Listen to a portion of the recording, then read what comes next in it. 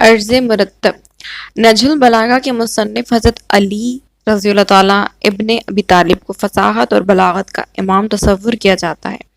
علامہ شیخ کمال الدین محمد ابن طلحہ قریشی شافعی کے خیال میں اہل قلم کے بڑے بڑے شہپارے پیچھے رہ جاتے ہیں اور ان کے لکھنے والوں کے لیے امیر المومنین حضرت علی کرم اللہ وجہ کی گرد قدم تک پہنچنا ناممکن ہے۔ اس طرح علامہ ابو حمید نے 655 میں حضرت علی رضی اللہ تعالیٰ عنہ کے کلام کے بارے میں اپنی رائے کا اظہار یوں کیا: حضرت علی رضی اللہ تعالیٰ ابن ابی طالب کا کلام خالق کے کلام کے نیچے اور تمام مخلوق کے کلام سے بالاتر ہے، اور آپ ہی دنیا نے فن خطابت اور بلاغت سیکھا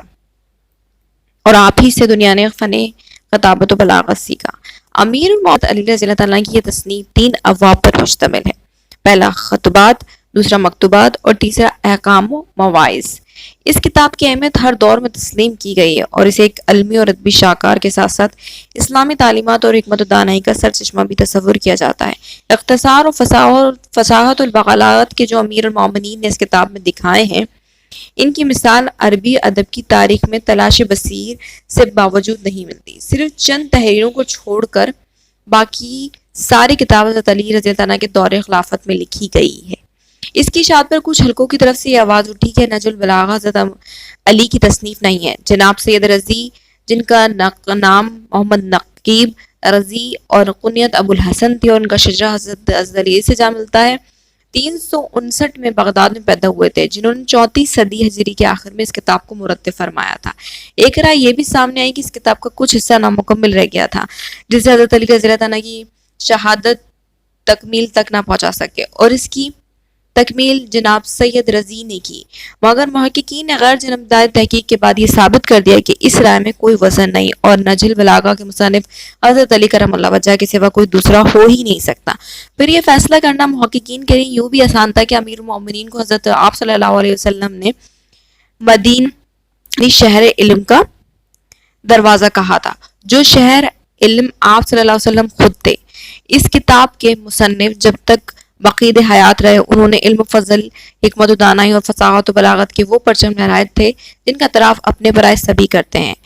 آپ جس روحانی ترقی اور اخلاقی بلندی کے خواہاں رہے، اس کی جھلک اس کتاب کے حرف حرف سے ٹپکتی ہے۔ آپ چھوٹے چھوٹے جملوں میں ایک جہاں معنی کو یوں سمیٹ دیتے تھے، قاری بے ساختہ پکار اٹھتا ہے: واہ سبحان اللہ! یہ حضرت علی رضی اللہ تعالیٰ عنہ کا ہی فرمایا ہوا ہو سکتا ہے، یہ انہی کی آواز ہے، یہ کسی اور کا ہو ہی نہیں سکتا اور نہ کوئی اور کہہ سکتا۔ نہ یوں چند لفظوں میں کوئی اور پوری کتاب کے موضوع کو سمو سکتا ہے۔ نجل البلاغہ کی کئی شرائح مصر اور ایران میں شائع ہیں۔ اس کتاب کے مرتب جناب سید رضی نے حضرت امیر المومنین کے چند خطبات کے بعد ان پر جو تبصرہ کیا ہے، اس سے یہ شبہ دم توڑ جاتا ہے۔ نجل البلاغہ حضرت علی کی نہیں بلکہ سید رضی کی تصنیف ہے، کیونکہ دو انشاء پرزاروں کی تحریر کا فرق بڑی آسانی سے سمجھ میں آ جاتا ہے۔ نامور مورخ مسعودی لکھتے ہیں، لوگوں نے حضرت علی بن ابی طالب کے 480 سے زیادہ خطبات مختلف مقاموں پر محفوظ کر لیے تھے۔ امیر المومنین نے یہ خطبات فی البدیہ ارشاد فرمائے تھے، انہیں تواتر سے ساتھ نقل کیا گیا ہے۔ مضمون نگار ان کے اقتباسات کا حوالہ کثرت سے دیتے رہے ہیں۔ نجل البلاغہ کی کئی شرائح کئی علماء اہل سنت نے لکھی اور اس سے اس کتاب کا بڑا چرچا ہوا۔ اہل سنت میں اختلاف رائے کا آغاز ان مضامین کی وجہ سے ہوا جو خلفائے ثلاثہ کے بارے میں شامل کتاب میں ملے، اور یہ بے چینی نجل البلاغہ کے مرتب حضرت سید رضی کے انتقال بعد شروع ہوئی تھی۔ اس سے اہل سنت اور اہل تشیع کے درمیان بحث و مباحث اور مناظروں کا آغاز ہو گیا۔ اس کا یہ نقصان ہوا کہ اہل سنت کے وہ عسکر جو نجل البلاغہ کے مطالعے پر زور دیتے تھے، وہ اپنی تقریر و تحریروں میں امیر المومنین کی اس کتاب کے حوالے اور اقتباسات دیا کرتے تھے، اس سے دور ہو گئے۔ علامہ ابو حامد عبد الحمید المعروف بن ابن الحدید مدینی بغدادی، جن کا انتقال 655 میں ہوا، نجل البلاغہ کی شرح میں لکھتے ہیں، امیر المومنین کی فصاحت کا ذکر یوں فرماتے ہیں: آپ رضی اللہ تعالیٰ کی فصاحت کا یہ عالم ہے کہ آپ فصاحت کے امام اور اہل بلاغت کے سرگرو ہیں۔ آپ ہی کے کلام کے متعلق یہ مقولہ مشہور ہے: وہ خالق کے کلام کے نیچے اور تمام مخلوق کے کلام سے بالاتر ہے، اور آپ ہی سے دنیا نے فن و خطابت اور بلاغت سیکھا۔ مصر کے علامہ شیخ محمد عبد المطفی 1323 ہجری کو، بھلا کون ایسا ہوگا جو فراموش کر دے، جنہوں نے مصر اور بیروت میں اہل سنت کے عالمی مراکز میں نجل البلاغہ کو متعارف کرایا۔ انہوں نے اس کتاب کی تفسیر حواشی میں بھی لکھے اور مصر سے اس کی اشاعت کا اہتمام کیا. انہیں اس کتاب سے اس قدر پیار تھا، اس قدر حقیقت تھی کہ وہ اسے قرآن مجید کے بعد ہر کتاب کے مقابلے میں ترجیح کا مستحق قرار دیتے تھے. ان کے خیال میں اس کتاب کی زیادہ سے زیادہ اشاعت اسلام کی صحیح معنوں میں خدمت ہے، کیونکہ یہ کتاب امیر المومنین حضرت علی رضی اللہ عنہ جیسے مسئلہ عالم کا کلام ہے.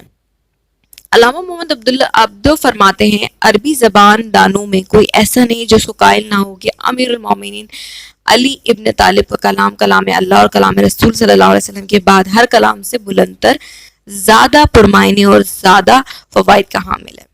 لہٰذا عربی زبان کے نفیس ذخیروں سے تابعین نے یہ کتاب سب سے زیادہ مستحق ہے اور اسے محفوظات اور منقولات میں اہم درجے پر رکھیں، اور اس کے ساتھ ان معنی و مقاصد کی سمجھنے کی کوشش کریں جو اس کتاب کے الفاظ کے مضمر ہیں.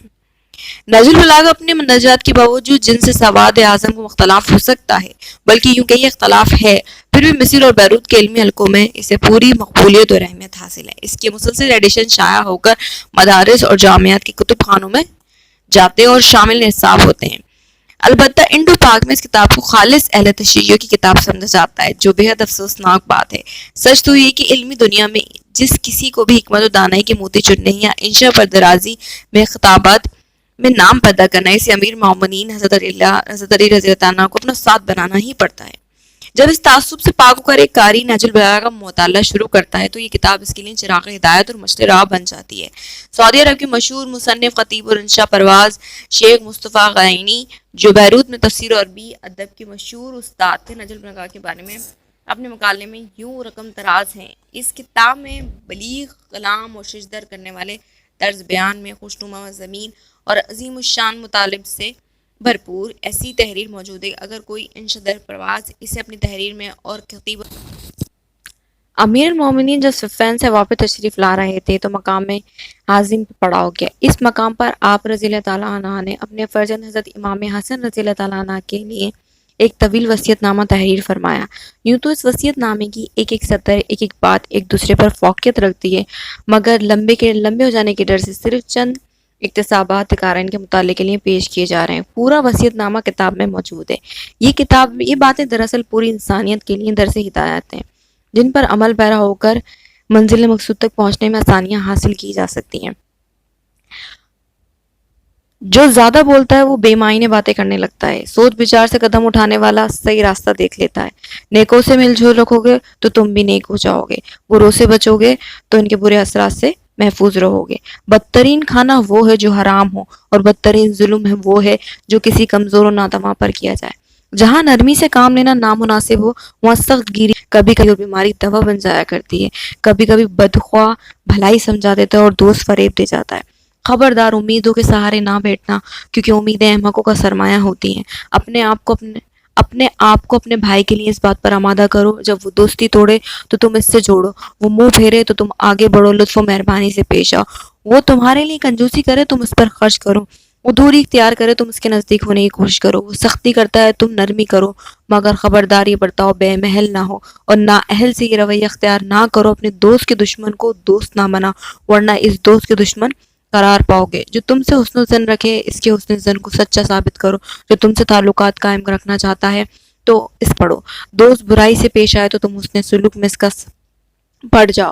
اے فرزند یقین رکھو، رزق دو طرح کا ہوتا ہے، ایک وہ جس کی تم جستجو کرتے ہو، ایک وہ جو تمہاری جستجو میں لگا ہوا ہے. اگر تم اس کی طرف نہ جاؤ گے تو وہ تم تک آ کر رہے گا. ضرورت پڑنے پر گڑ گڑانا اور مطلب نکل جانے پر کچ خلقی سے پیش آنا کتنی بری عادت ہے. جو درمیانی راستہ چھوڑ دیتا ہے وہ بے راہ ہو جاتا ہے. بہت سے قریبی بیگانوں سے بھی زیادہ بے تعلق ہوتے ہیں، اور بہت سے بیگانے قریبوں سے بھی زیادہ نزدیک ہوتے ہیں. پردیسی وہ ہے جس کا کوئی دوست نہ ہو. جو حق سے تجاوز کر جاتا ہے اس کا راستہ تنگ ہو جاتا ہے. اپنی قوم اور قبیلے کا احترام کرو، کیونکہ وہ تمہارے ایسے پروبال ہیں جن سے تم پرواز کرتے ہو، اور ایسی بنیاد ہے جن کا تم سہارا لیتے ہو، اور وہ تمہارے ایسے دست بازو ہیں جس سے تم حملہ کرتے ہو. میں تمہارے دین اور تمہاری دنیا کو اللہ کے حوالے کرتا ہوں. والسلام.